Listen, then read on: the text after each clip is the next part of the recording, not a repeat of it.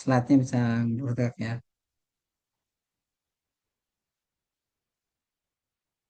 Ya nih, mohon maaf ini agak terlambat. Ya, jadi permasalahan umum pelayanan publik saat ini, Bapak Ibu bisa lihat di sini pertama adalah masih ditemukannya proses yang lambat dan berbelit-belit karena prosedur yang masih rumit dan juga waktunya membutuhkan yang cukup lama ya. Kemudian juga ada kurangnya transparansi dan akuntabilitas, informasi mengenai persyaratan, prosedur biaya juga mungkin tidak tersedia atau sulit diakses. Yang lainnya adalah mengenai SDM yang belum merata, ya kompetensi dan integritasnya. Kemudian di sini juga termasuk eh, sensitivitas layanan terhadap kelompok rentan. Sesuai dengan keadaan zaman saat ini bahwa digitalisasi juga sedang dilakukan, meskipun belum 100% optimal, tapi diupayakan terus. Termasuknya juga bahwa digitalisasi ini dapat membantu aksesibilitas bagi teman-teman inklusif. Yang lainnya adalah pada saatnya nanti ketika pelayanan menjadi semakin baik, maka tingkat kepuasan dan kepercayaan masyarakat juga akan semakin meningkat. Dan Bapak Ibu tidak juga kita lupakan adalah partisipasi dan umpan balik atau respon dari masyarakat.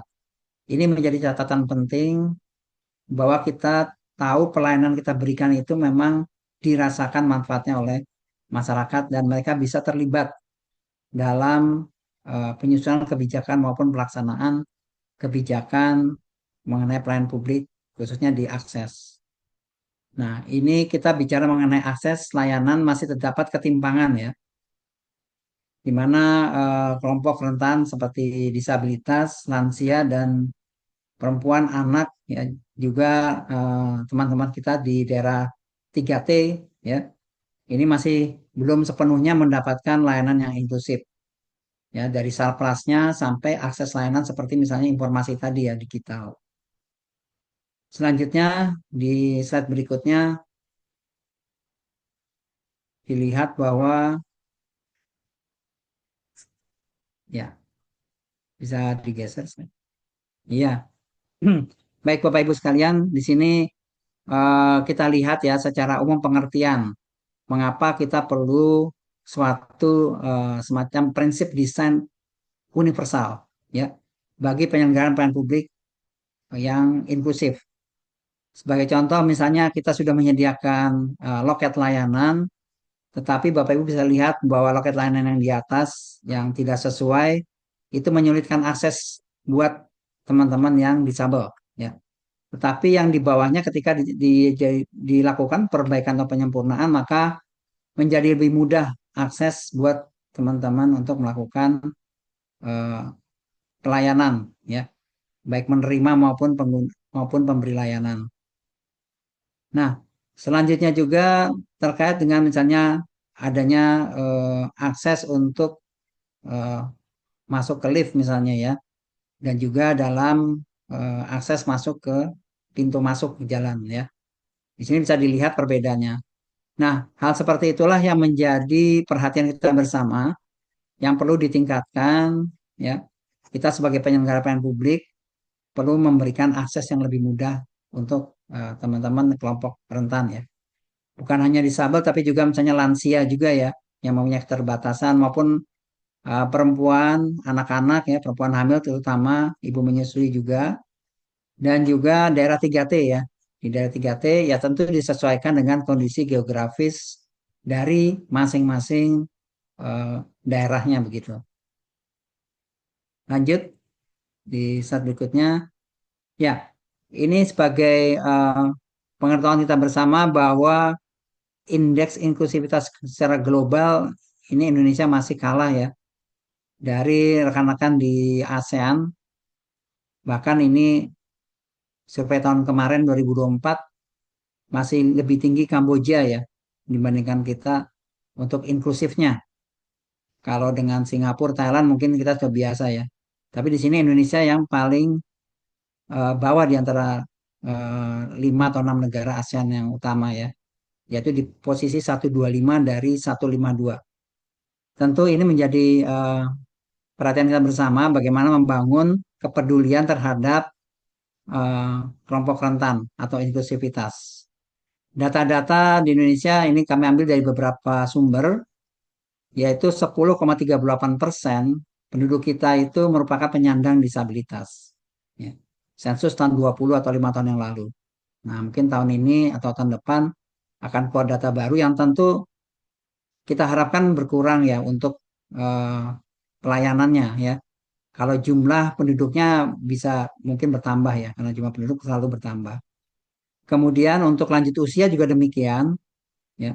Jadi ada 32,9 juta ini menurut sensus BPS tahun 2023 iya 23 kemarin ya. Kemudian di anak-anak juga termasuk terbanyak ya. 28% penduduk kita adalah anak-anak. Ini PPS tahun 2020.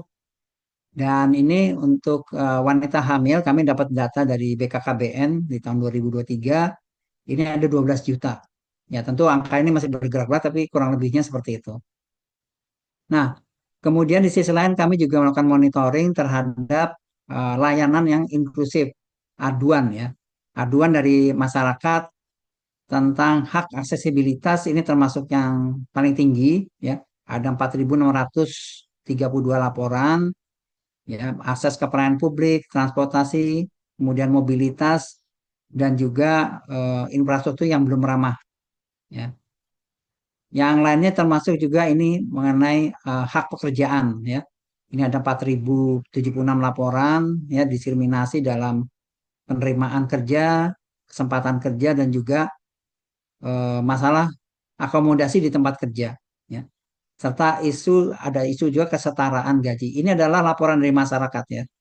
Bukan dari kita melihat permasalahan tapi memang murni dari masyarakat melalui eh, SP4 yang lapor secara digital. Pendidikan juga demikian, ya. Ada akses ke sekolah inklusifnya juga masih terbatas, fasilitasnya. Kemudian hak sosial, kemudian juga pelayanan publik seperti fasilitas khusus di tempat publik, ya. Proses administrasi dan juga ini termasuk hak kesehatan, ya. Akses dalam pelayanan kesehatan, kemudian juga pelayanan medis yang inklusif. Jadi Bapak Ibu di sini memang terlihat perlu perhatian ya. Ya, jadi banyak dari masyarakat kita yang perlu diperhatikan karena memang kita mengutamakan adanya kesetaraan ya dalam menerima akses pelayanan publik. Selanjutnya Bapak Ibu kami sampaikan di slide berikutnya ya peran dari Kementerian Pan RB ya sesuai dengan tugas dan fungsi dari kementerian yang ada dalam undang-undang maupun peraturan presiden. Jadi di sini adalah kita melakukan pembinaan dan pemantauan evaluasi, kemudian mendorong kolaborasi antar pihak dan merumuskan kebijakan. Tentu Kementerian PAN dan RB tidak langsung ya berhadapan langsung dengan masyarakat, tapi Bapak Ibu teman-teman yang di daerah khususnya ataupun di kementerian lembaga ini langsung ketemu dengan masyarakat. Tentu kita dorong bukan melakukan kolaborasi dan juga pembinaan serta pemantauan evaluasi. Nah, yang kondisi yang diharapkan maupun upaya yang dilakukan sudah banyak, termasuk ekosistem, dan nanti ada masukan dari narasumber kita ya mengenai ekosistem dari Ibu Martella ya. Nah, mudah-mudahan dapat nanti menggambarkan bagaimana ekosistem pelayanan publik yang inklusif ya. Kemudian upaya-upaya yang dilakukan ya, sini juga eh, termasuk tadi ya desain universal yang mungkin mempunyai bentuk model-model yang banyak dari nanti kami harapkan dari narasumber berikutnya dari Komisi Nasional Disabilitas Bu Ramita bisa menyampaikan hal itu. Lanjut di slide berikutnya. Ya, di sini tadi sekali lagi bahwa keterlibatan kita mengundang teman-teman di narasumber dari komunitas ya, khususnya untuk mendengarkan dan melibatkan mereka dalam pelayanan inklusif ini. Ini karena kita tidak bisa semuanya mengetahui kondisi seperti apa yang diinginkan, yang sesuai dengan harapan dari teman-teman inklusif. ya, supaya nanti kebijakan yang dibuat adalah tepat sasaran dan menjawab kebutuhan yang ada, serta meningkatkan efektivitas dan kualitas pelayanan, serta memenuhi prinsip-prinsip seperti non-diskriminasi, partisipasi, dan aksesibilitas. Ya. Di slide berikutnya, ya ini dari Kementerian Pan-RB kita mempunyai mungkin sebagai pedoman ya atau acuan dalam melakukan monitoring evaluasi ekosistemnya itu ada 5. Ini kita kembangkan terus ya, karena sebelumnya lebih pada happy-nya pada aksesibilitas fisik. Tapi sekarang dengan kemajuan zaman perlu juga aksesibilitas untuk komunikasi dan informasi. Ya, di zaman digital ini perlu kita terapkan teknologi terkini ya untuk pelayanan inklusif. Demikian juga akomodasi yang layak, penyediaan layanan dan fasilitas tambahan ya yang diperlukan untuk memastikan bahwa teman-teman di kelompok rentan ini dapat mengakses ya. Kemudian yang lainnya adalah pemberi layanan sumber daya manusia ya. Ini juga penting Bapak Ibu karena budaya dan literasi kita mungkin belum semaju ya, misalnya tadi dari data indeks tadi, bahkan kalau kita katakan misalnya Kamboja ya, mungkin Kamboja mereka SDM-nya lebih paham, lebih lebih memahami dan mempunyai keterampilan untuk memberikan layanan secara inklusif ya. Dan yang pertama itu tentu saja kebijakan dan komitmen dari pimpinan. Kami harapkan ini juga kehadiran Bapak Ibu sekalian ya dari Kementerian Lembaga dan Daerah, eh, kalau sudah memiliki komitmen yang kuat, saya rasa ini menjadi permasalahan mudah untuk mengoptimalkan ekosistem dari pelayanan publik inklusif dan ramah kelompok rentan. Ya, selanjutnya,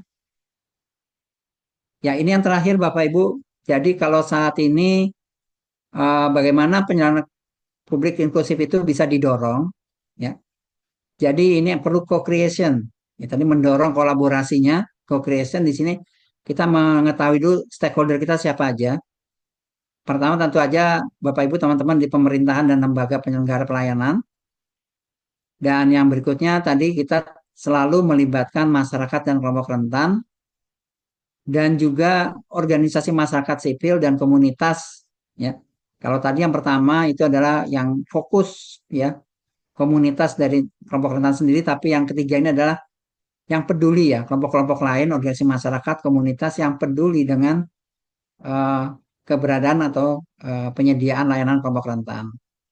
Sektor swasta, dunia usaha juga perlu kita libatkan, kita identifikasikan, dan juga akademisi serta lembaga penelitian. Ini adalah stakeholder kunci, ya. Kolaborasinya di antara 5 ini itu sangat penting, luar biasa kalau ini bisa menjadi satu. Ya. Nah, langkah-langkah strategis yang bisa dilakukan adalah peningkatan kesadaran. Jadi tadi komitmen bisa lahir ataupun respon masyarakat mengadu dan segala macam itu karena punya tingkat awareness yang tinggi. Ya. Perubahan perilaku, ya, mendorong perubahan perilaku masyarakat dan juga aparatur dari pelayanan publik sendiri. Dan yang terakhir adalah peningkatan aksesibilitas. Ini yang memang selama ini sering menjadi perhatian adalah tersedianya sarana prasarana. Sekarang kita tingkatkan kualitasnya ya, aksesibilitas bagi kelompok rentan. Demikian Bapak Ibu sebagai pengantar pematik diskusi pada pagi sampai dengan siang hari nanti.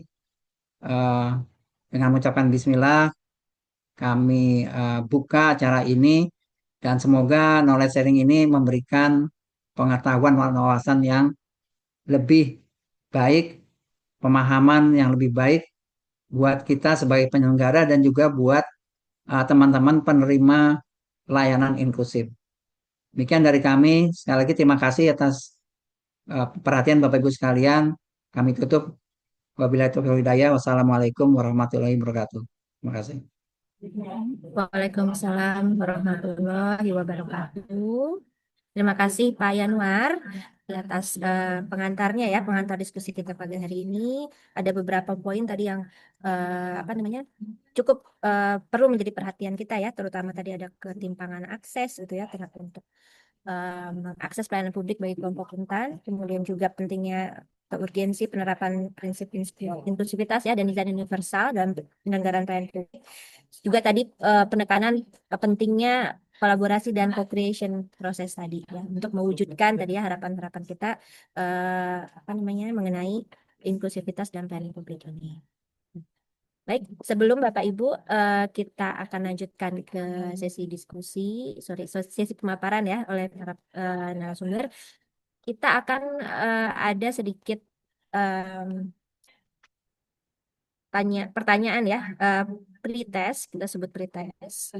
Itu nih, mohon teman-teman bisa bantu menampilkan slide-nya. Bapak Ibu, ini silakan nanti dijawab dulu pretestnya. Kita akan berikan waktu kurang lebih 5 sampai 10 menit. 5 sampai 10 menit untuk menjawab soal-soal. Kita 10 ya, pertanyaannya ada 10, tapi pertanyaan singkat dan sederhana saja. Ini saya harap sudah bisa dilihat. Akan di kan, lewat apa namanya device masing-masing atau diketikkan di laptopnya ya di browsernya SID garis miring pretest 6 Oktober. Dijawab dulu. Nanti kita akan cek kembali pemahaman Bapak Ibu lewat post test setelah diskusi. Ya, jadi ini pretest dulu, kemudian nanti ada lagi post test setelah diskusi. Nah, Bapak Ibu tadi saya juga melihat di kolom chat ya beberapa menanyakan mengenai sertifikat. Dan juga dijawab oleh rekan-rekan saya ya dengan chat bahwa nanti akan ada sertifikat untuk peserta yang mengikuti hingga akhir dan mengisi pretest dan post-test.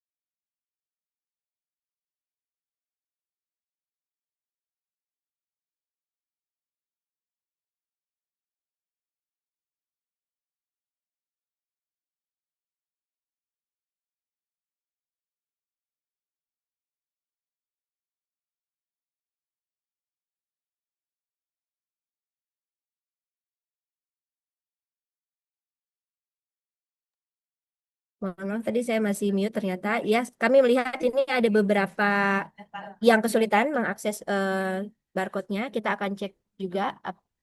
Ini info sudah bisa diakses dengan baik.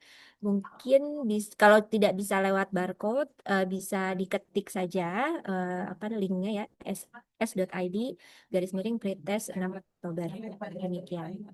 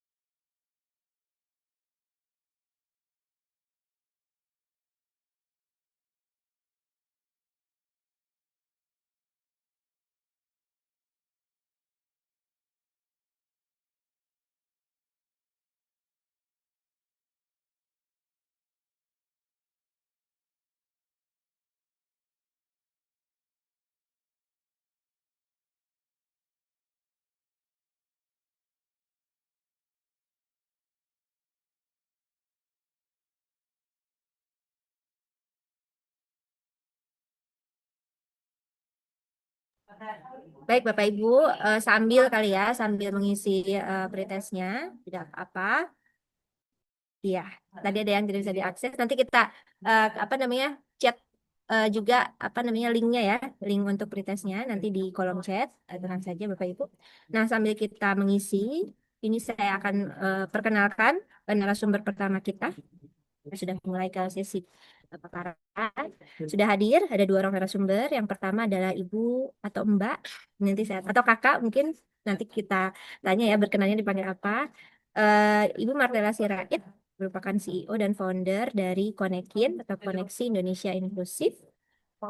Beliau juga ini ada fasilitator bersertifikat ILO ya, International Labour Organization untuk Disability Equality Training dan juga ini penerima anugerah Revolusi Mental dari Kemenko PMK.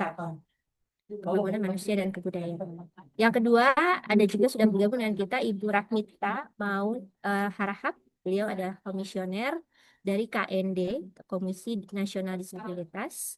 Beliau juga adalah seorang arsitek dan akademisi disabilitas umum, sekaligus pakar desain universal yang terlibat dalam penyusunan berbagai regulasi eh, terkait dengan aksesibilitas bangunan dan lingkungan.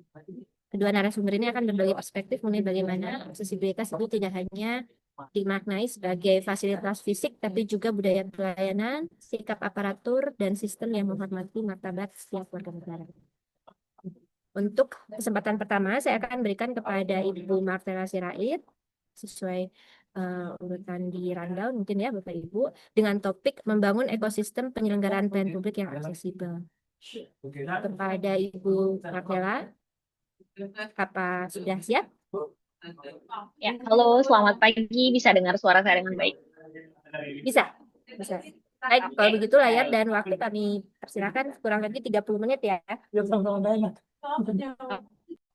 Oke, baik. Selamat pagi, rekan-rekan semuanya. Senang sekali di pagi hari ini saya bisa kembali ke sini karena sebelumnya saya mengisi sesi yang cukup sama temanya, tetapi waktu itu offline gitu ya. Jadi ini senang sekali bisa bertemu lagi dengan Bapak dan Ibu semuanya. Untuk mempersingkat waktu, saya coba langsung share screen ya.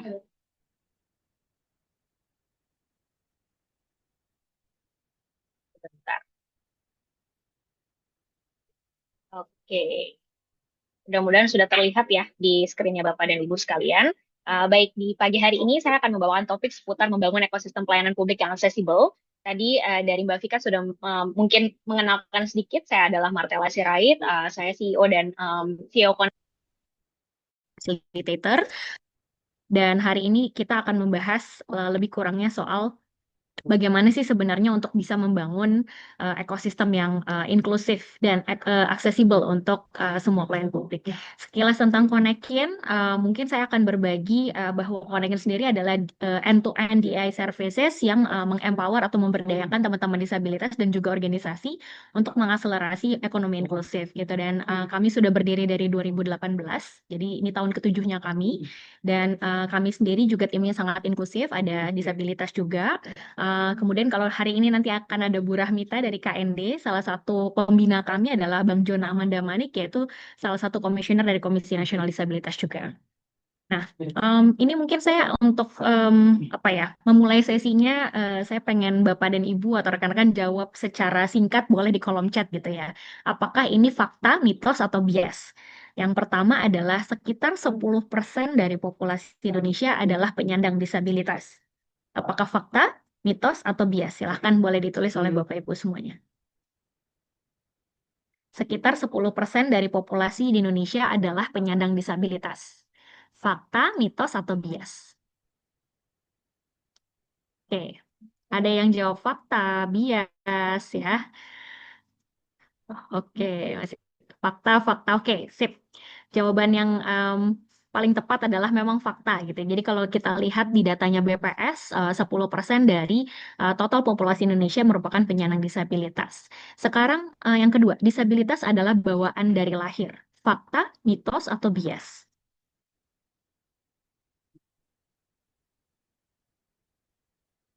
Ya, ini saya lihat bias, bias. Oke, bias, mitos. Yes, oke. Langsung saya jawab, disabilitas adalah bawaan dari lahir itu merupakan mitos karena penyebab terjadinya kedisabilitasan bukan hanya pada saat dalam kandungan atau pada saat kelahiran, tetapi bisa disebabkan oleh bencana alam, bisa disebabkan oleh kecelakaan kerja, bisa disebabkan oleh kecelakaan lalu lintas gitu ya, dan ada juga dengan penyakit misalnya. Yang ketiga, aksesibilitas hanya untuk disabilitas. Fakta, mitos, atau bias. Aksesibilitas hanya untuk disabilitas. Fakta, mitos, atau bias.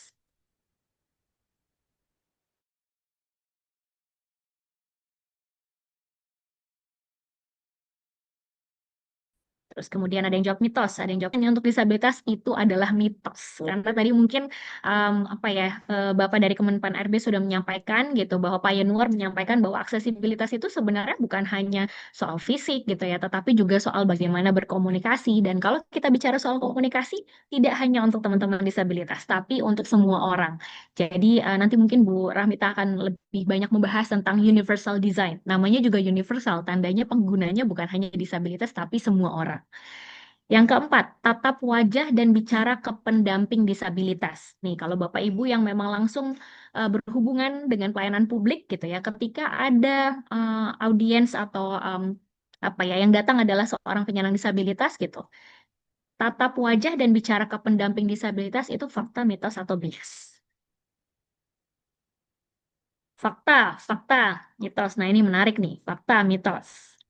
Yes, ya, yang jawab bias tuh hanya satu orang dari Pak Adi Waji dari Biro APP Kemensetnek. Yang benar-benar adalah bias. Bahwa ketika Bapak dan Ibu bertemu dengan penyandang disabilitas yang harus ditatap wajahnya, diajak berbicara, sekalipun dia tuli dan membawa juru bahasa isyarat adalah penyandang disabilitasnya. Jadi pandangan kita tetap ke teman-teman disabilitas, bicara juga tetap kepada teman-teman disabilitas, tetapi kalau misalnya dia seorang tuli dan dibantu oleh juru bahasa isyarat, kita mendengarkan apa yang dibilang oleh juru bahasa isyarat ya, tapi pandangan kita tetap kepada penyandang disabilitasnya, karena itu adalah audiens kita. Yang terakhir, bisa bahasa isyarat tandanya kita sudah inklusif. Fakta, mitos, atau bias? Mitos. Ada yang jawab mitos, ada yang jawab mitos, ya, bias. Oke, mirip ya. Kurang lebih banyak yang jawab mitos dan bias. Yang benar adalah bias gitu. Jadi ini sering kita juga lihat gitu ya di beberapa lembaga pelayanan publik gitu, baik yang di bawah pemerintah maupun di bawahnya swasta gitu. Ketika misalnya sudah belajar bahasa isyarat gitu ya, oh kita sudah ngambil kelas Bisindo Mbak Tela, tandanya organisasi kita sudah inklusif. Pertanyaannya, kalau yang hadir audiensnya adalah Down syndrome, yang hadir adalah disabilitas netra, apakah sebenarnya bahasa isyarat yang Bapak Ibu pelajari itu bisa membuat aksesibilitas di pelayanan publik? Enggak juga. Ternyata ragam disabilitas tidak hanya tuli, tetapi banyak sekali. Nah, yang disebut dengan aksesibilitas dan inklusivitas adalah yang mencakup semua ragam disabilitas juga. Jadi dengan bisa bahasa isyarat belum tentu kita organisasinya inklusif. Gitu. Baik, kita lanjutkan. Nah, sekarang kita mau bicara soal equality dan equity. Ini satu hal yang sering sekali saya temui gitu ya, bahwa ketika kita bicara soal kesetaraan, banyak salah kaprah yang bilang bahwa kalau mau disetarakan berarti penyandang disabilitas harusnya diperlakukan sama dong, seperti yang non-disabilitas. Itu Bapak Ibu bicara soal equality. Di sini ada gambar yang membandingkan mana equality, mana equity. Equality adalah memberikan sesuatu atau input yang sama terhadap semua orang. Ya, jadi misalnya di sini ada 3 orang yang berbeda tinggi badannya, kemudian dikasih balok yang sama. Ujung-ujungnya yang paling kecil tidak mungkin bisa melihat apa yang dilihat yang paling tinggi, karena tetap tidak terlihat gitu ya. Jadi misalnya kita umpamakan lagi ada yang mau nonton konser Coldplay di GBK, kemudian ada yang kecil, orangnya ada yang tinggi. Nah, ketika dikasihkan balok yang sama, yang paling kecil tetap tidak bisa menonton konsernya karena tetap tidak terlihat. Tetapi yang paling tinggi jadinya bisa melihat. Itu equality, ketika kita salah kaprah bahwa yang dinamakan kesetaraan adalah soal input atau apa yang kita berikan di awal. Padahal sebenarnya yang harus kita berikan di awal adalah equity, tergantung kebutuhan. Ya, jadi kalau dilihat di gambar yang sebelah kanan, equity berarti kalau yang paling tinggi tidak usah dikasih balok, tetapi orang yang paling pendek dikasih baloknya double atau dua, supaya di akhir nanti mereka sama tingginya. Nah, ini yang sering salah kaprah, bahwa kalau kita bicara soal kesetaraan disabilitas, tandanya kita menaruh input yang sama. Padahal tidak. Input bisa berbeda sesuai kebutuhan supaya outputnya setara atau sama. Kalau kita bicara soal inklusi dan aksesibilitas, apa sih bedanya? Inklusi merupakan pengakuan penuh bahwa setiap manusia, terlepas dia dari perbedaan kondisinya, latar belakangnya, gitu ya, memiliki nilai setara dan berhak diperlakukan penuh martabat. Itu inklusi. Tetapi kalau kita bicara soal aksesibilitas adalah kemudahan yang kita sediakan untuk penyandang disabilitas guna mewujudkan kesamaan kesempatan. Ini pengertian aksesibilitas yang saya ambil langsung dari Undang-Undang Nomor 8 Tahun 2016 tentang penyandang disabilitas. Gitu. Nah, pelayanan publik yang inklusif adalah penyediaan layanan yang setara, bermartabat, dan tanpa diskriminasi bagi semua warga negara, termasuk penyandang disabilitas fisik, sensorik, intelektual, mental, maupun tidak terlihat. Tadi di pretestnya mungkin ada ya soal yang saya bikin gitu, bahwa apa sih ragam disabilitas yang ada. Jadi di sini sudah termasuk fisik, sensorik, intelektual, mental, maupun yang tidak terlihat. Melalui penyesuaian metode, sarana, dan sikap sesuai keragaman kebutuhan individu.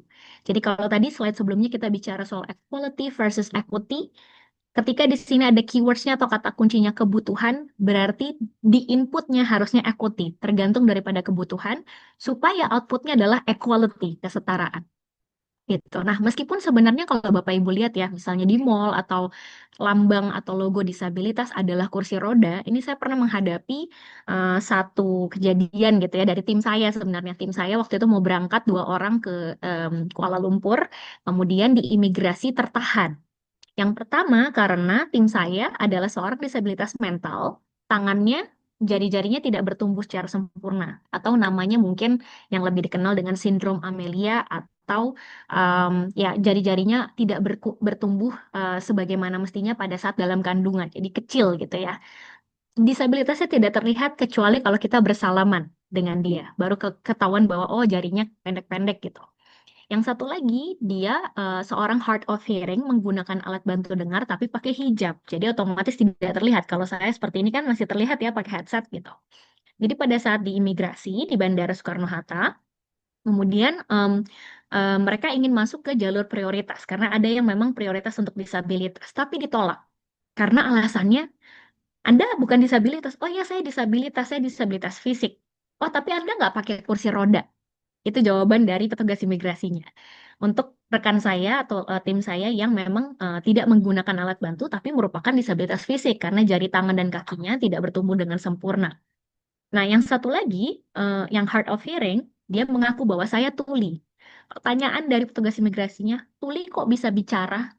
Padahal memang dia sebenarnya bukan tuli dari lahir gitu ya, tetapi memang sudah bisa biasa bicara, kemudian pendengarannya hilang dan akhirnya menggunakan alat bantu dengar. Tapi karena pakai hijab ya tidak terlihat alat bantu dengarnya. Akhirnya dia coba lepas alat bantu dengarnya, dia tunjukkan ke petugas imigrasinya, baru petugas imigrasinya percaya.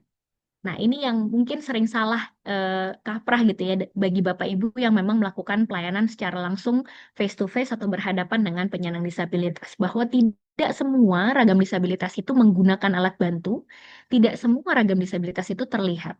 Ya, jadi ketika ada seseorang yang mengaku sebagai seorang disabilitas gitu, kita perlu bertanya. Jangan langsung menghakimi bahwa kok nggak pakai kursi roda, kok nggak pakai alat bantu, kok nggak kelihatan, kok bisa bicara padahal tuli gitu. Karena tadi sesuai dengan soal kita di awal bahwa tidak semua ragam disabilitas itu bawaan lahir. Bisa jadi pada saat dia tumbuh kembang di usia anak, pada saat dia dewasa baru dia menjadi seorang disabilitas gitu. Jadi kemampuan-kemampuannya pun berbeda-beda. Nah, kemudian kalau kita bicara soal inklusi, inklusi itu sebenarnya soal mindset ya. Semua bisa disediakan secara aksesibilitas bagi teman-teman disabilitas. Kalau kita mau bicara misalnya soal guiding block ya, guiding block atau jalur pemandu. Bapak Ibu bisa lihat gitu. Kalau di trotoar rata-rata memang em, sudah ada namanya jalur kuning pemandu gitu. Tapi yang kita bisa lihat di trotoar juga sering banyak motor-motor yang lewat. Terutama mungkin di sini kalau ada Bapak dan Ibu yang memang menggunakan ojek setiap harinya. Wah, kalau di jam macet, jam 7, jam 8 gitu ya. itu semua ojek-ojek rata-rata naik ke atas trotoar, lewatin jalur kuningnya gitu ya, atau guiding blocknya, dilewatin saja. Atau kita juga bisa lihat banyak motor-motor yang parkir, banyak orang yang berjualan di situ. Jadi sebenarnya secara fisik pemerintah kita sudah menyediakan sarana dan prasarananya. Tetapi ketika mindset masyarakatnya belum terbentuk, mereka hanya menganggap guiding block itu adalah dekorasi.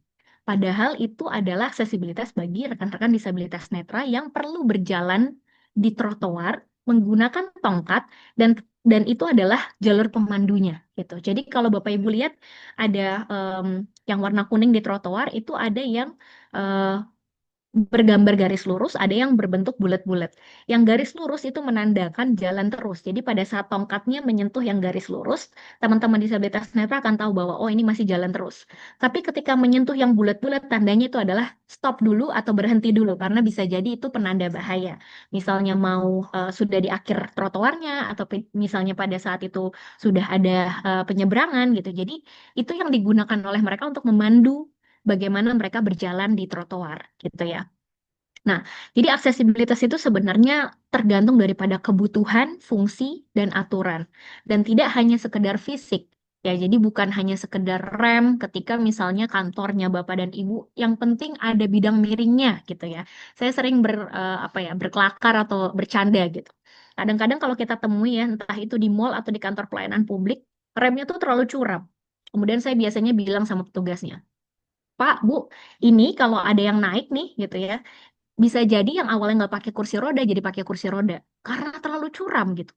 Bagaimana teman-teman pakai kursi roda bisa menaiki itu kalau itu terlalu curam gitu. Kadang-kadang ada yang sampai 30 derajat gitu ya. Itu nggak mungkin bisa dinaiki. Jadi bukan hanya sekedar yang penting ada, tapi disesuaikan dengan kebutuhan, speknya gitu. Semua aturan-aturannya sudah ada di peraturan Menteri PUPR, sudah ada di peraturan dari Kementerian Sosial gitu ya. Berapa derajat untuk kemiringan bidang miring tersebut. Kemudian toilet disabilitas. Toilet disabilitas ini banyak yang menyediakan, tapi kadang-kadang tidak ada handrailnya atau pegangannya. Kadang juga misalnya pintunya terlalu berat untuk dibuka ke dalam atau keluar gitu, sehingga pada akhirnya tidak bisa digunakan gitu.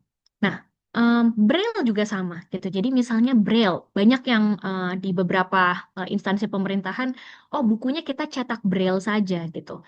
Belum tentu Braille yang dibutuhkan oleh teman-teman disabilitas. Tadi Pak Yanwar sudah bilang bahwa di era digital saat ini, aksesibilitas itu juga menyangkut bagaimana teknologi bisa mempermudah kehidupan teman-teman disabilitas. Jadi misalnya dibanding mahal-mahal cetak semua panduan pakai Braille, dan ternyata dari sisi penyandang disabilitas netra tidak semuanya juga bisa membaca Braille. Untuk yang misalnya menjadi seorang disabilitas netra di usia dewasa, dia sebenarnya sudah sangat terpapar dengan teknologi. Jadi bagi dia screen reader atau pembaca layar itu lebih memudahkan dibanding Braille. Karena mungkin dia nggak mengerti cara membaca Braille. Ya, jadi perlu disesuaikan dengan audiensnya. Jangan sampai aksesibilitas yang kita sediakan sudah mahal-mahal mubazir, tidak ada yang menggunakannya gitu. Nah, kalau bicara soal inklusi tentang mindset, itu artinya soal cara pandang dan sikap kita, gitu ya. Bagi kita bahwa kita percaya bahwa semua orang itu unik, punya kebutuhan yang berbeda, termasuk yang tidak terlihat. Terus kemudian fokus kepada kemampuan, bukan keterbatasan. Dan individu tersebut yang berhak menentukan cara terbaik bagi dirinya. Jadi bukan kita yang menentukan. Jadi misalnya tadi seperti soal mencetak buku panduan dengan Braille. Oh ini kita udah sediakan Braille gitu ya. Itu menurut kita mungkin terbaik. Tapi bagi teman-teman disabilitas netra yang tidak bisa membaca Braille, bagi mereka yang terbaik adalah aplikasi screen reader gitu. Nah, makanya yang keempat adalah nothing about us without us. Sebaiknya melibatkan teman-teman disabilitas dalam perencanaan dan evaluasi. Jangan kita ngerasa kita yang paling tahu, kita yang paling pintar, kita bikin, kemudian nggak bisa terpakai, akhirnya mubazir gitu. Jadi dengan melibatkan teman-teman disabilitas sejak awal perencanaan, kita akan tahu kebutuhannya, kita akan tahu apa yang memang menjadi aksesibilitas bagi mereka gitu. Dan setelah jadi dievaluasi gitu. Nah, ini di gambar di sini ada satu lanyard ya, hidden disabilities. Ini belum berlaku di Indonesia. Baru banget kemarin teman-teman disabilitas dari autoimun yang meluncurkan lanyard ini gitu. Hidden disabilities itu artinya disabilitas tak tampak ya. Jadi sebenarnya kondisi disabilitas yang tidak menggunakan alat bantu, tidak terlihat ada sesuatu yang berbeda, misalnya kayak nggak pakai tangan palsu, kaki palsu gitu ya. Tetapi memang nyata bahwa ada teman-teman disabilitas yang ragam disabilitasnya tidak terlihat gitu ya. Misalnya teman-teman autoimun, teman-teman disabilitas mental gitu ya.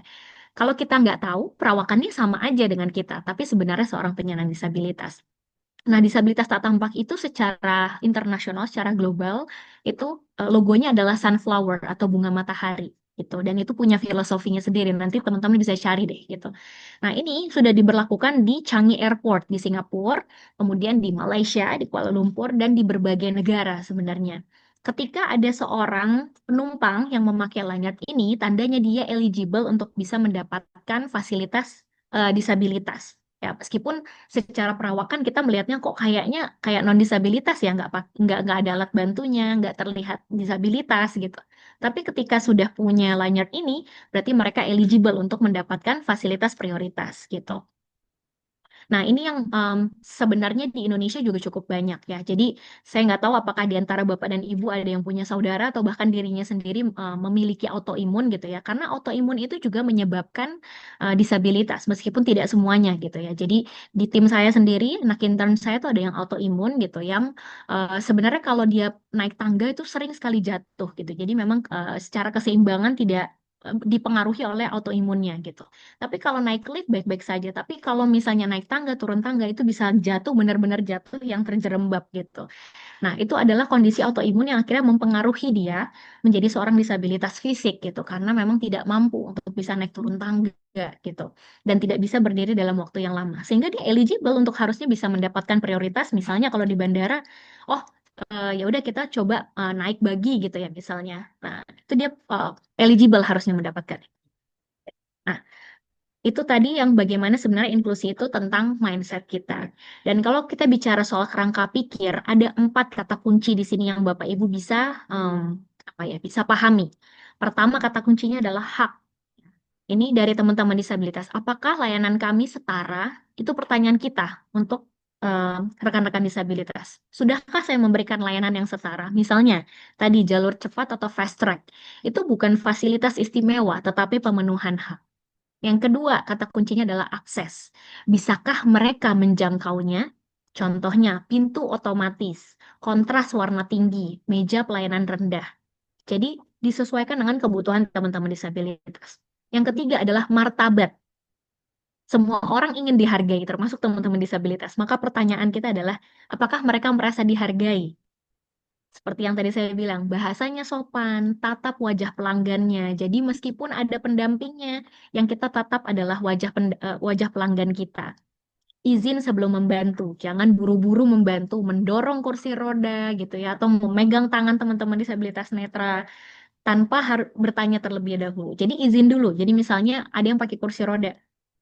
Ini boleh saya bantu Bapak dan Ibu karena bisa jadi kursi rodanya elektrik. Bapak dan Ibu tidak perlu capek-capek mendorong, sudah bisa jalan sendiri. Atau misalnya bagi teman-teman disabilitas netra, ketika ada seseorang yang langsung memegang tangannya, itu merupakan tanda bahaya bagi dia. Jadi bisa jadi nanti ditepis. Padahal mungkin maksud Bapak dan Ibu baik untuk membantu gitu ya.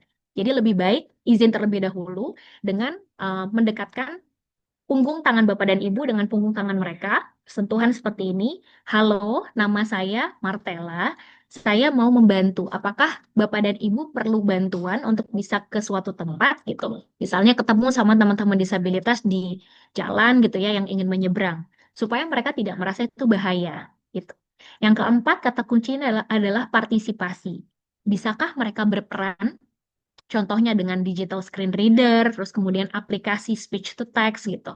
Nah, jadi kita tanya dan kita libatkan mereka apa yang kira-kira bisa kita lakukan dengan teknologi yang ada saat ini untuk membuat mereka menjadi lebih mudah mendapatkan pelayanan publik. Seperti itu, kurang lebih. Nah, ini kita bicara juga soal strategi ya. Yang pertama tentunya ubah pola pikir diri sendiri. Bertanya, jangan berasumsi. Kemudian yang kedua, fokus pada solusi, bukan hambatan.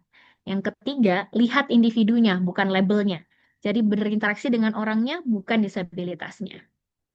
Yang kedua, strateginya adalah komunikasi yang inklusif. Bahasanya jelas dan sederhana, tatap wajah dan kontak mata, bicara langsung ke individunya, bukan ke pendamping atau penerjemah kecuali diminta. Yang keempat, gunakan banyak saluran, bisa teks, bisa lisan, visual, atau isyarat sederhana. Yang terakhir, konfirmasi pemahaman. Apakah penjelasan saya sudah jelas, Bapak Ibu? Jadi harus ditanyakan kembali. Karena siapa tahu kita ngomongnya kecepatan, atau mungkin bahasa yang kita gunakan terlalu tinggi gitu ya, tidak bisa dimengerti oleh mereka. Jadi di akhir harus kita konfirmasi. Apakah penjelasannya sudah jelas, Bapak dan Ibu? Gitu. Yang ketiga adalah akomodasi yang layak. Jadi tahu protokol dasar dan alat bantunya, kemudian alternatif antrian prioritas, alternatif pengisian formulir, misalnya bisa membantu dengan membacakan atau menuliskan, atau dengan formulir digital yang aksesibel. Biasanya G-Form itu cukup aksesibel atau Google Form itu cukup aksesibel untuk teman-teman disabilitas netra juga. Yang keempat adalah waktu tunggu.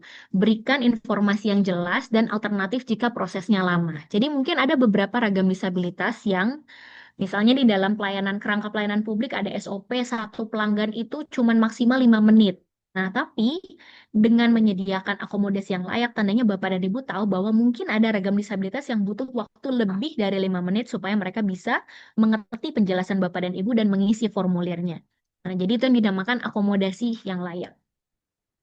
Yang terakhir adalah laporkan dan sarankan gitu ya. Jadi jangan lupa bahwa apapun mekanisme komplain yang dilakukan, seberapa banyak pun komplain yang Bapak dan Ibu terima, bukan berarti karena pelayanan Bapak dan Ibu jelek. Tetapi anggap itu sebagai sebuah masukan untuk memberikan pelayanan yang lebih baik lagi. Jadi coba cek laporan komplain bulanan gitu ya. Jadi apakah bulan ini misalnya, oh bulan ini ternyata ada kurang lebih 20 komplain. Bulan depan harusnya tidak 20 lagi ketika Bapak dan Ibu sudah coba memperbaiki pelayanannya. Gitu. Dan jadi mata dan telinga, laporkan hambatan fisik, komunikasi, prosedur yang ditemui ke atasan. Ya, jadi bukan berarti, saya kan cuma petugas pelayanan yang ada di depan aja gitu. Kalau soal kebijakan itu soal pimpinan saya gitu. Bagaimana pimpinan Bapak dan Ibu tahu kalau Bapak dan Ibu yang memang langsung menghadapi pelanggan tidak pernah melaporkannya? Gitu. Jadi coba menjadi mata dan telinga supaya bisa melaporkan segala hambatan tersebut ke atasan dan bisa dicarikan solusinya. Atau justru mengajukan solusi yang sederhana. Mungkin kita bisa tambahkan gambar di brosur ini, atau bisakah kursi ini dipindah agar jalurnya lebih lebar gitu ya, untuk beberapa kantor yang mungkin luasnya tidak terlalu luas gitu ya, masih agak sempit, dan jalur kursi rodanya jadi terlalu mepet gitu ya. Jadi bisa mengajukan solusi yang sederhana yang minim biaya, bahkan yang tidak menggunakan biaya sama sekali gitu. Nah, ini adalah quick wins. 30 sampai 90 hari apa sih yang bisa dilakukan? Di foto yang atas itu adalah pelatihan pelayanan publik yang dilakukan oleh Kantor Imigrasi Soekarno-Hatta. Ya, seperti yang saya bilang tadi, tim saya 2 orang sempat menghadapi seperti itu gitu dan kita coba komunikasikan gitu ya kepada Kanim Suta dan akhirnya mereka langsung bertindak cepat untuk bisa membuat gitu ya pelatihan pelayanan publik ini gitu bagi pelanggan dengan disabilitas. Kemudian yang di bawah adalah salah satu best practice kami, yaitu PT Godrej Indonesia, yang baru beberapa hari yang lalu, 2 hari yang lalu kalau tidak salah, memenangkan kategori untuk DEI, Diversity, Equity, and Inclusion dari Lestari Awards, dan akhirnya mewakili Indonesia untuk bisa merepresentasi Indonesia ke dalam ajang ESG di Asia Pasifik gitu. Nah, Godrej ini adalah salah satu perusahaan yang menurut saya sangat berkomitmen, bukan hanya berkomitmen untuk memenuhi 1% aturan pemerintah saja, tapi juga Bapak dan Ibu bisa lihat di sini. Di depan kantornya Godrej itu awalnya adalah parkir CEO-nya. Jadi sampingan ya, ada dua slot parkir yang disiapkan untuk CEO dan juga C-level-nya, bos-bosnya lah gitu. Tapi pada saat kami bilang bahwa teman-teman disabilitas tuh perlu satu slot parking disabilitas yang dekat dengan pintu masuk. Akhirnya CEO-nya cuma pakai satu slot parking, satunya lagi langsung dibuat untuk parkir disabilitas gitu. Jadi menurut kami Godrej memang layak untuk bisa mewakili Indonesia di ajang Asia Pasifik karena sangat-sangat berkomitmen gitu dan mungkin tidak sering terdengar namanya tetapi Godrej adalah salah satu perusahaan yang di Jakarta saya belum pernah lihat ada perusahaan swasta yang gedungnya bukan gedung sendiri tapi punya itikat baik dan komitmen untuk bisa membenahi gedung tersebut menjadi lebih aksesibel bahkan di dalam kantornya sendiri itu ada guiding block bentuknya rubber gitu ya, yang membantu teman-teman disabilitas netra untuk bisa sampai ke ruang kerjanya masing-masing gitu. Dan toilet disabilitasnya pun awalnya tidak ada, tetapi salah satu toilet VIP-nya akhirnya dibuat menjadi toilet disabilitas gitu. Jadi menurut kami ini salah satu best practice gitu ya, klien kami, klien Konekin yang menjadi best practice di Indonesia. Nah, untuk quick wins-nya 30 sampai 90 hari atau 1 bulan sampai 1,5 bulan atau 3 bulan. Apa sih yang bisa dilakukan?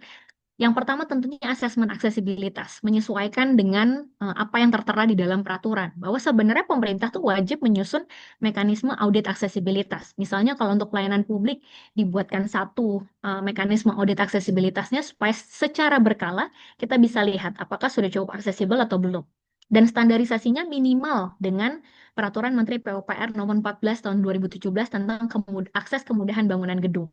Ya. Kemudian ada juga Permenpan RB Nomor 11 tahun 2024. Dan harusnya semua audit aksesibilitas melibatkan asesor disabilitas supaya lebih sesuai gitu. Yang kedua adalah disability equality training atau yang biasa Konekin lakukan selama 2 hari full. Tapi kalau nggak bisa dan memang waktunya terbatas, bisa kita coba dengan disability awareness training 3 jam oleh certified facilitator karena pasti akan berbeda. Memberikan informasi seperti ini yang saya lakukan itu tidak termasuk disability awareness training sebenarnya karena kita membahas hanya kulit-kulitnya saja. Padahal kita perlu membahas bagaimana etika berinteraksi, bagaimana sebenarnya kendala yang Bapak Ibu hadapi gitu ya. Yang ketiga adalah revisi SOP dan checklist akomodasi yang layak. Jadi kalau ada SOP yang dirasa, aduh terlalu sempit waktunya untuk mengisi formulir bagi disabilitas, nggak ada salahnya buat direvisi gitu ya. Jadi misalnya awalnya 5 menit satu pelanggan, mungkin bisa diubah menjadi 7 menit. Karena memang dari rata-rata kita sesuaikan, oh ternyata butuh waktunya 7 menit gitu. Kemudian media komunikasinya multiformat. Ada teks, ada audio, dan ada visual gitu. Nah, kalau pertanyaannya budaya inklusif itu tanggung jawab siapa? Pertama, semuanya pasti beranggapan bahwa ini soal atasan, tergantung daripada kebijakan dan SOP-nya. Atasan bertanggung jawab untuk membuat komitmen kebijakan, membuat pelatihan berkelanjutan, dan mengalokasikan sumber daya. Sementara rekan kerja itu saling mengingatkan, berbagi pengalaman dan dukungan. Anda atau Bapak dan Ibu sekalian menjadikan sikap inklusif sebagai kebiasaan baru. Praktekkan setiap hari, berkomitmen untuk selalu belajar. Salah nggak apa-apa. Yang penting praktekkan setiap hari, belajar dari kesalahan supaya kedepannya jadi yang lebih baik. Dan masyarakat itu berfungsi untuk bisa mengajukan advokasi, kritik membangun, dan apresiasi. Gitu. Nah, ini panggilan aksi untuk Bapak dan Ibu semuanya, refleksi dan komitmen. Apa sih satu tindakan kecil yang bisa saya ubah besok untuk lebih inklusif? Ya, komitmen bersamanya, lihat keragaman disabilitasnya, tanyakan kebutuhannya, hargai martabatnya, layani dengan setara. Yuk bersama-sama kita jadikan Indonesia lebih inklusif dimulai dari meja layanan kita. Terima kasih, saya kembalikan kepada moderator. Baik, terima kasih Mbak Martela. Luar biasa, sangat mencerahkan ya paparannya walaupun singkat.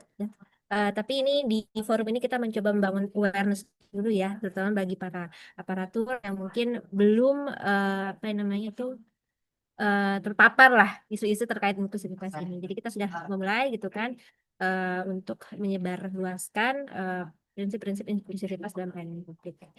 Baik, mungkin kita akan lanjut dulu ke paparan kedua dari narasumber kita. Ini ada Ibu Rahmita. Ibu Rahmita. Ini topiknya akan dibawakan adalah penerapan desain universal dalam menciptakan ruang publik yang aksesibel. Ibu Mita, apakah sudah siap? Ya, baik. Kalau begitu, waktu dan layar kami persilahkan. Baik, terima kasih suara saya kedengaran ya. Terdengar, Terima Ibu. kasih Terdengar Mbak jelas. Fika. Assalamualaikum warahmatullahi wabarakatuh. Ya, Waalaikumsalam. kami hormati Bapak Januar. Mbak Martela, Bapak Ibu semua, mohon maaf tidak bisa sebut satu persatu ya. Assalamualaikum warahmatullahi wabarakatuh. Selamat pagi. Salam tetap terah untuk kita semua. Salam Om Swastiastu, Namo Buddhaya. Salam memastikan. Mungkin Bapak Ibu, saya perkenalkan nama saya Nabita Maun Arhab. Nama panggilan Mita. Saya tuli dari lahir di Panasumbuan, Provinsi Sumatera Utara. Mohon maaf, mungkin saya akan berpaparkan materi presentasi. Saya menggunakan bahasa isyarat. Nanti dibantu Bapak Pado berterjemah verbal. Izin Teri.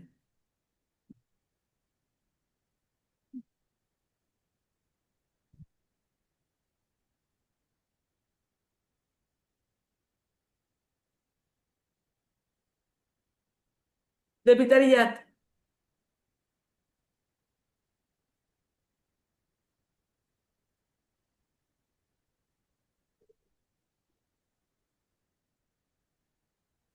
Oke, baik. Terima kasih. Terima kasih atas waktu dan kesempatan yang diberikan kepada saya terkait dengan pemaparan penerapan desain inklusif dalam menciptakan pelayanan publik yang aksesibel. Sebetulnya saya menggunakan istilahnya desain inklusif, Bapak Ibu. Mungkin akan saya jelaskan latar belakangnya mengapa saya menggunakan desain inklusif. Untuk kondisi saat ini, populasi penyandang disabilitas di Indonesia itu sekitar 26 juta atau 9,7%. Itu sumbernya berdasarkan dari indonesian.go.id for G20. Contoh, akan tapi dari Kementerian Dalam Negeri, Kementerian Sosial itu kalau di jumlah pendataannya itu masih kurang. Dan di PPS juga lebih banyak, jadi ada perbedaan data dan belum akurat. Seperti yang tadi disampaikan oleh Pak Yanuar, jumlahnya itu masih eh, terus akan berkembang. Nah, saya ingin berbagi terkait dengan karakteristik penyandang disabilitas. Ada dua, yaitu penyandang disabilitas terlihat, siapa itu, yaitu mencakup hambatan fisik serta mobilitas, pengguna kursi roda, tangan kaki amputasi, lumpuh layu, cerebral palsy, dan hambatan penglihatan. Untuk disabilitas tidak terlihat itu mencakup hambatan pendengaran atau disebut tuli, gangguan psikososial seperti depresi, skizofrenia, bipolar, disleksia, seperti gangguan dalam proses memperoleh informasi yang kurang jelas. Selanjutnya ada autis ataupun autism, itu ya gangguan perkembangan. Ada ADHD ataupun hiperaktif, intelektual grahita, Down syndrome, dan dwarfisme atau tubuh mini. Sebetulnya tubuh mini ini termasuk ke dalam kategori disabilitas fisik. Kenapa saya pilih? Karena banyak masyarakat itu melihat itu adalah orang anak kecil, padahal dia orang dewasa, namun perkembangannya terhambat. Yang ketiga, regulasi aksesibilitas sudah ada. Saya juga termasuk di tahun 2006, saya terlibat dalam pembuatan peraturan Menteri PUPR nomor 30, itu masih menggunakan prinsip aksesibilitas. Tapi saya merasa itu kurang pas. Sebab prinsip aksesibilitas itu kan ada empat azas. Satu, kemudahan. Dua, kemandirian. Tiga, keselamatan. Empat, kenyamanan. Sebetulnya untuk aksesibilitas tersebut itu kan untuk menghilangkan hambatan dari teman-teman disabilitas. Terus kalau saya sebagai tim penyusun pada Peraturan Menteri PUPR nomor 14 tahun 2017 itu masih menggunakan pendekatan desain universal. Sebetulnya saya merasa itu kurang pas.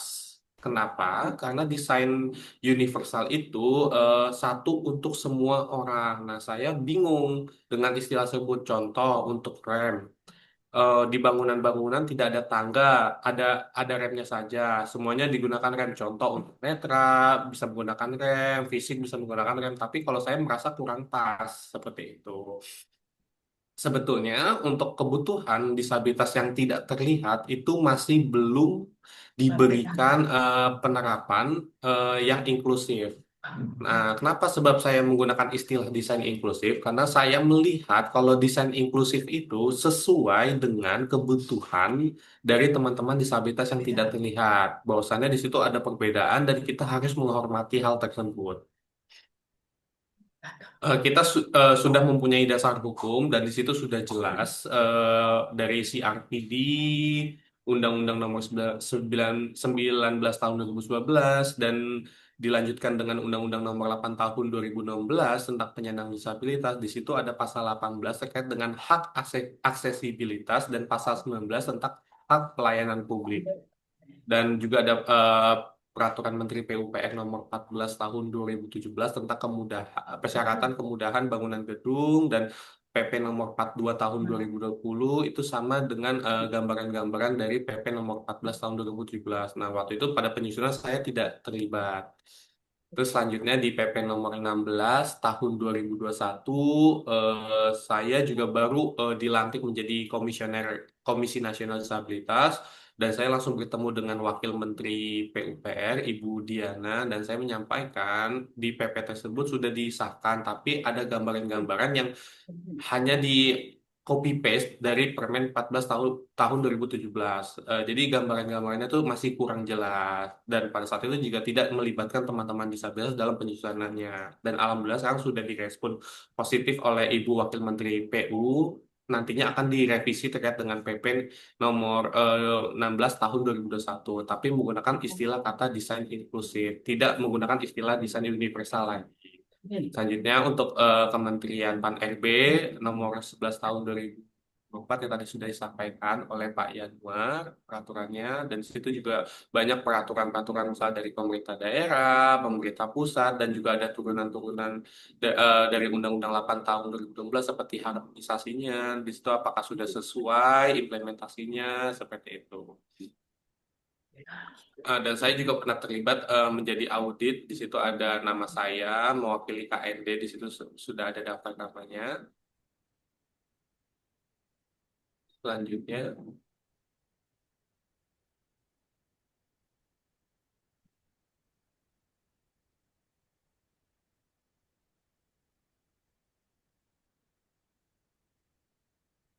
oke, mungkin saya ingin menjelaskan terlebih dahulu supaya Bapak Ibu bisa mengetahui disabilitas fisik itu apa. Kita harus mengacu kepada Undang-Undang 8 tahun 2016. Jadi kita harus mengacu kepada definisi yang terbaru. Contoh misal kita jangan mengacu yang kelama masih menggunakan istilah tuna ataupun cacat itu tidak boleh.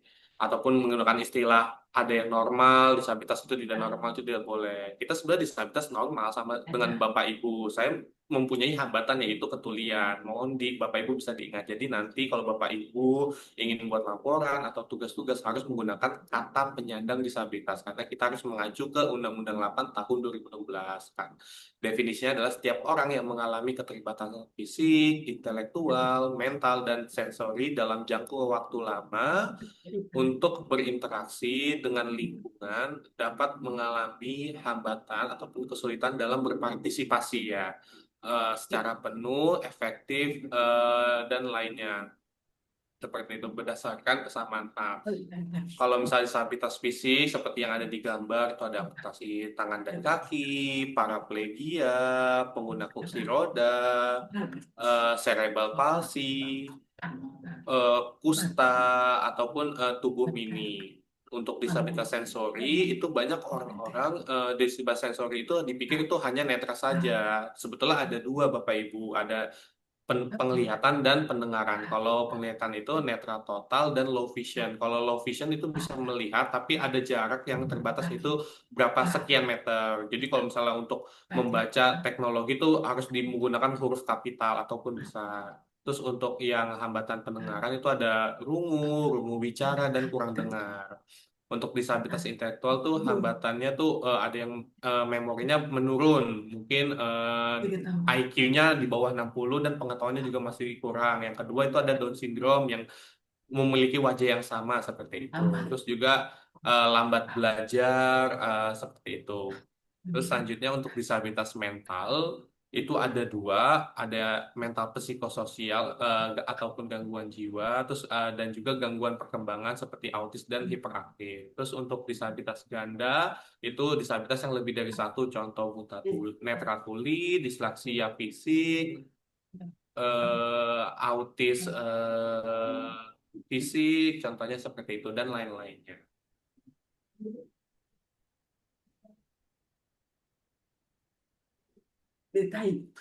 Desain inklusif itu adalah proses pilihan partisipasi untuk semua orang tanpa melihat umur, kemampuan, kondisi, atau mungkin ras, misalnya rambutnya berkeriting, kulitnya hitam, itu kita tidak melihat itu. Kita harus mengakomodasi semua manusia dalam desain lingkungan, produk, dan layanan. Kenapa saya memilih Eh, hal itu semua nanti akan saya jelaskan secara rinci. Kalau untuk aksesibilitas adalah kemudahan yang didapat secara mandiri oleh setiap orang termasuk penyandang disabilitas untuk mencapai, memasuki, menggunakan pemukiman, bangunan gedung, dan lingkungan di luar bangunan gedung, serta memperoleh informasi seperti informasi akses kayak papan petunjuk arah itu kan juga termasuk aksesibilitas, bukan prinsip seperti itu. Pelayanan publik ramah kelompok rentan adalah termasuk seperti disabilitas kayak lansia, wanita hamil, anak-anak, dan lain-lainnya dalam konteks misalnya bencana. Nah, layanan itu desain dan pertimbangan untuk kebutuhan kelompok rentan agar mereka dapat memahami aksesibilitas dan memperoleh manfaat layanan secara setara dan aman tanpa adanya hambatan. Poin penting yang ingin saya sampaikan, pemikiran Rob Imri, saya melihat contoh misalnya desain itu ada penolakan gitu loh, karena menggunakan apa istilah disabilitas. Nah itu sebetulnya kan ada masalah individu, kita harus memberikan akomodasi. Jadi kita tidak melihat kayak misalnya disabilitas butuhnya apa, misalnya butuh ruang tenang agar mereka tidak keberisikan. Misalnya teman-teman tuli membutuhkan cahaya ataupun penglihatan yang terang agar bisa membaca gerak bibir. Jadi kita harus bertanya seperti itu. Terus yang kedua, kritik kepada desain universal yang normatif. Kenapa? Karena konsep desain universal itu sering menyangkut konsep tubuh saja, kayak perilaku normal atau disebutnya abelisme. Jadi mengabaikan keberagaman seperti itu, sehingga mengabaikan keragaman pengalaman dan kebutuhan disabilitas tidak terlihat. Yang ketiga, desain inklusif itu harus partisipatif. Proses orang-orang yang mempunyai hambatan harus dilibatkan dan berpartisipasi, dan desainnya pun juga harus melibatkan teman-teman disabilitas. Dan yang keempat, fokus pengalaman hidup. Contoh, saya berkuliah, mejanya tradisional, bentuknya, settingnya belum meja yang U-shape. Nah, itu kan saya melihat dosen pada saat eh, menjelaskan materi itu kan dia jalan ke belakang. Nah, itu membuat saya tuh tidak bisa berpartisipasi dan tidak efektif seperti itu. Dan saya akan menjadi frustasi, tidak bisa mendengar, saya tidak bisa memahami, dan tidak bisa mengikuti proses belajar mengajar pada saat kuliah.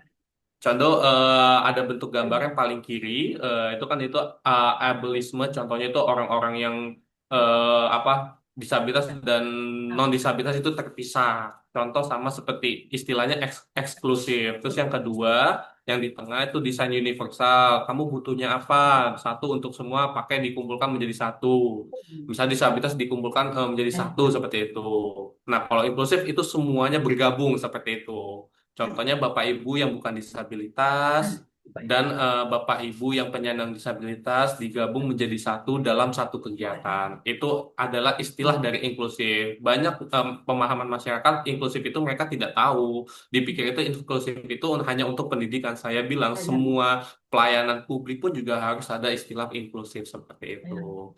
Nah, saya berinisiasi untuk mengimplementasikan terkait dengan desain inklusif. Kayak misalnya ada buku-buku dari arsitektur, interior, terkait dengan desain universal, itu kita harus gabungkan menjadi satu terkait dengan perilaku disabilitas dalam beraktivitasnya mau seperti apa, dan menggunakan istilah desain inklusif. Nah, itu ide dari saya yang sudah lama saya cetuskan. Nah, supaya orang-orang tuh mempunyai misalnya dilihat spektrumnya, perilakunya, kebutuhannya seperti itu. Supaya apa? Agar mereka tuh bisa memperhatikan kemudahan, keselamatan, kenyamanan, dan keamanan seperti itu. Sebenarnya desain inklusif itu mulai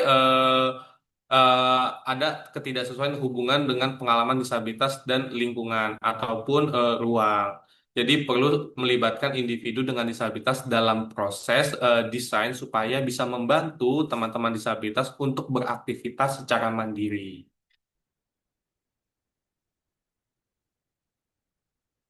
Mungkin untuk perbandingan Bapak Ibu ya, kalau misalnya desain inklusif dan desain bukan inklusif, contoh kita melihat pandang dalam konteks untuk memperhatikan utama, ya itu harus bersifat praktis. Jadi kita kan harus melihat apa, kayak kalau yang tidak inklusif melihat gaya dan ornamen.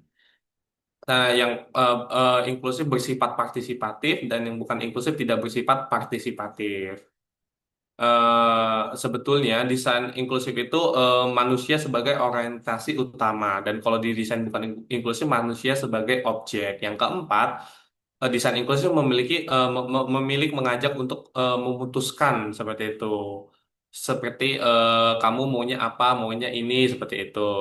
Kalau untuk desain bukan inklusif itu kepentingan hanya untuk pemilik yang utama. Terus kalau desain inklusif biayanya terjangkau. Jadi bukan ada istilah extra cost seperti itu. Terus desain bukan inklusif tuh biayanya mahal seperti itu. Terus untuk desain inklusif menggunakan pendekatan kepada akar rumput dari bawah kita melihat kamu membutuhkan apa dari teman-teman disabilitas. Kalau desain bukan inklusif pendekatan dimulai dari atas ke bawah seperti itu. Itu adalah hal yang salah. Terus untuk desain inklusif itu kita demokrasi, kita harus melibatkan. Kalau yang desain bukan inklusif itu otoriter seperti kayak keputusan diambil secara sepihak. Terus kalau desain inklusif melihat dan mencari kebaruan. Contoh misalnya desain inklusif itu kita bertanya kepada saya gitu ya, apakah penelitian kayak waktu itu kan saya juga mendapatkan penelitian hibah dari Kementerian Pendidikan Tinggi. Nah, sebetulnya pada saat tahun lalu menggunakan istilah penyandang disabilitas. Waktu itu tidak lolos karena istilah penyandang disabilitas itu sudah banyak digunakan dalam penelitian. Akhirnya saya menggunakan istilah penyandang disabilitas tidak terlihat dan alhamdulillah mendapatkan dana hibah. Nah, untuk yang di kanan, desain yang bukan inklusif itu apa menggunakan teknologi tepat guna dan berbasis perkembangan. Tapi kalau yang desain bukan inklusif itu terfokus pada pengembangan teknologi tinggi, tapi yang disabilitas itu tidak diedukasi kayak dalam konteks penggunaan AI ataupun aplikasi lainnya. Terus yang desain inklusif itu beragam dan desain bukan inklusif itu homogen.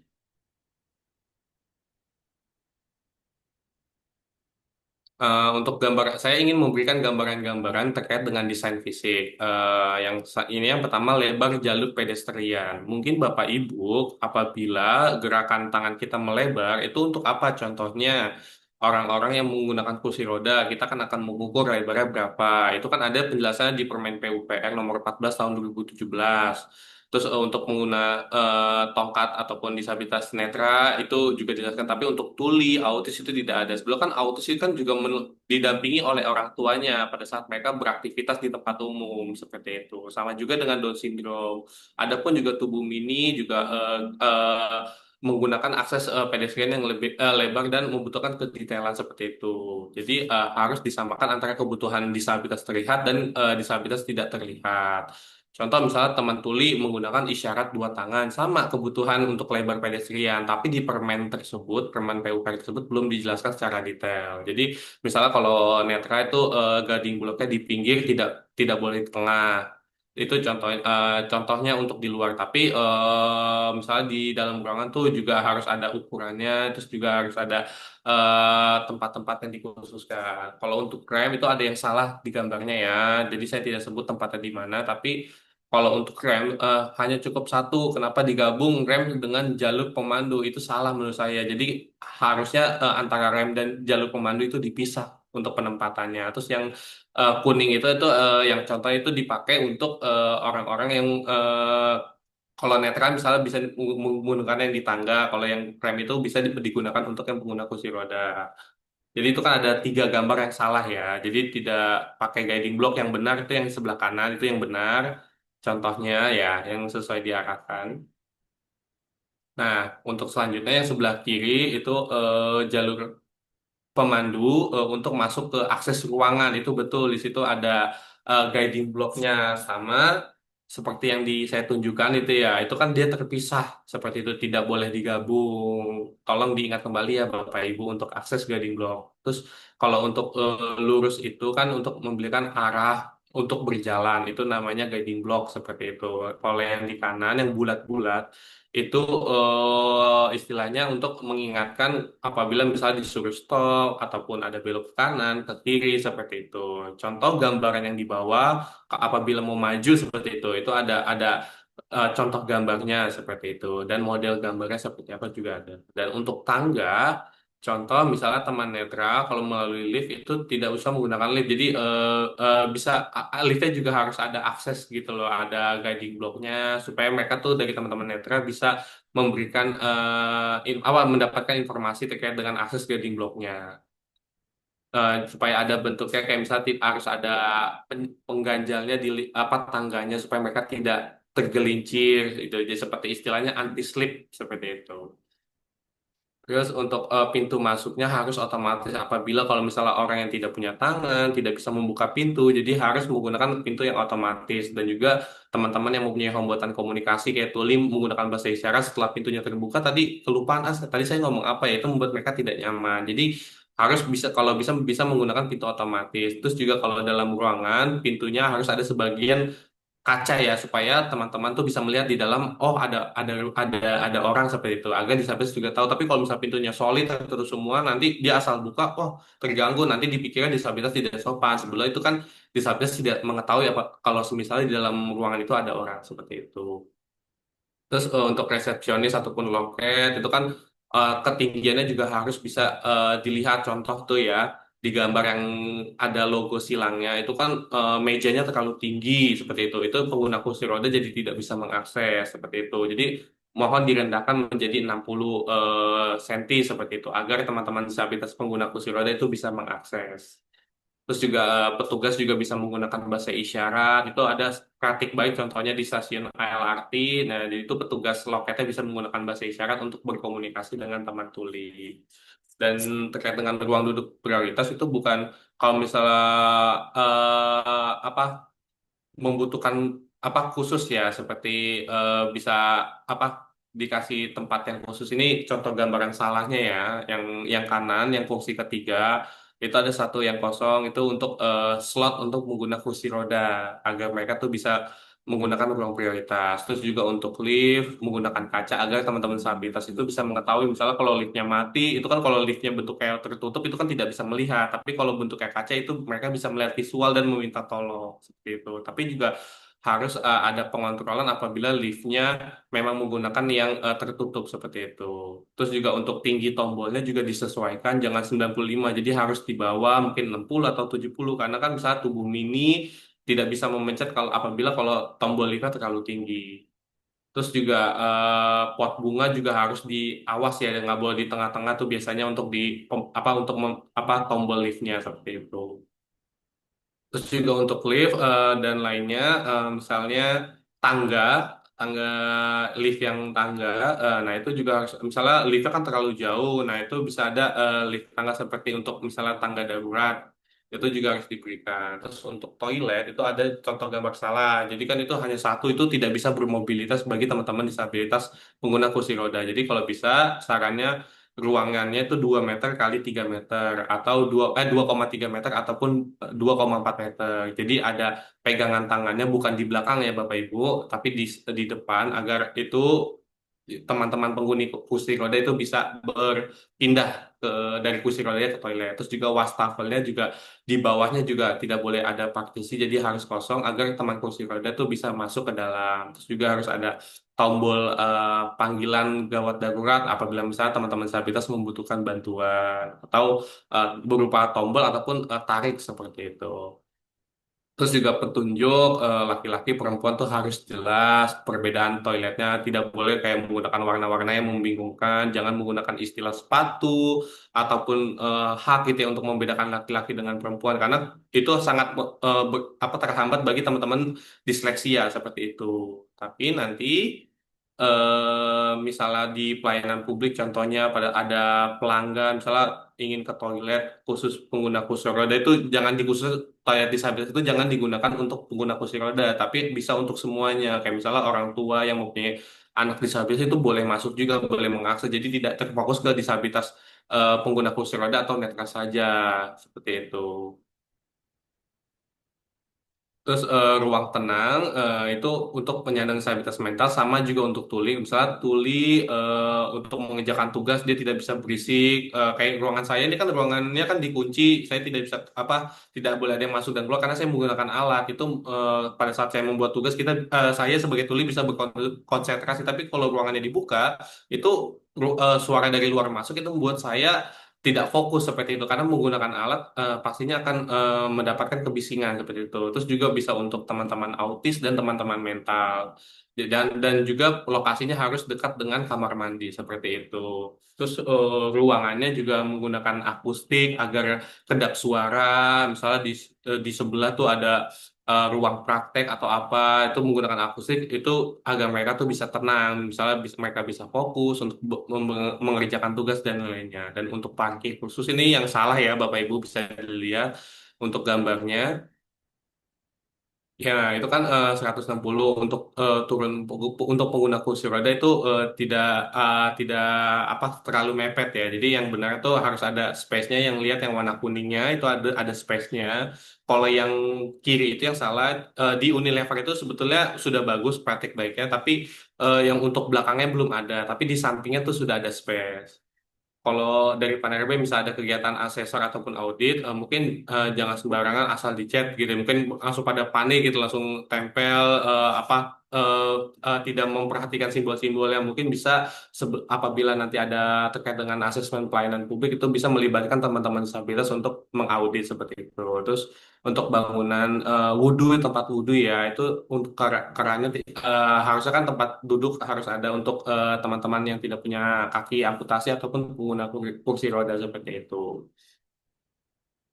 Kalau ada gawat darurat, contoh misalnya di pintu, di atas pintu tuh ada bel alarm untuk teman-teman autis, disabilitas pendengaran itu bisa melihat bahwasanya ternyata ada sirene gitu ya. Misalnya ada 3 warna ya, contohnya Bapak Ibu itu merah itu menandakan kebakaran, biru itu untuk misalnya bencana, 3 kuning itu ketidaknyamanan seperti mati lampu. Jadi itu harus dicantumkan red bell alarm supaya yang mempunyai hambatan pendengaran, disleksi ataupun mental itu bisa melihat apabila ada bencana seperti itu dan mereka bisa mengevakuasi diri secara mandiri. Apabila tidak ada bel alarm itu nanti mereka tidak mengetahui informasinya gitu. Jadi bisa berupa tombol ataupun lainnya. Terus juga ada papan petunjuk untuk melihat kayak yang sebelah kanan ya Bapak Ibu di gambar itu ada SKCK. Itu kan dia pendek ya informasi itu kan tidak boleh